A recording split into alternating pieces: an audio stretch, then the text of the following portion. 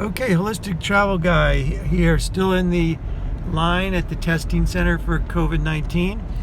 These tents on the left are powered by generators, and the National Guard is in there doing their thing with air conditioning and electricity and computers and laptops and all that. And over here on the right is the testing center itself. The line is moving again.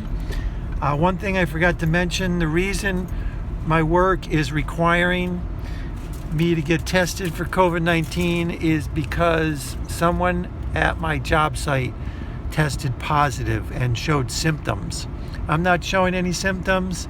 I never came in contact with that person, but I cannot return to work until I get a negative test result. So this is required before I go back to work. I'm officially laid off, and we should be at the testing site in another half hour. We keep zigzagging in these lines up and down, back and forth, and there's about 150 cars in front of me, and way over there where we just came from, the holding area, I'll get a better view on the other side of this trailer, but in the holding area behind me there's probably 300 cars.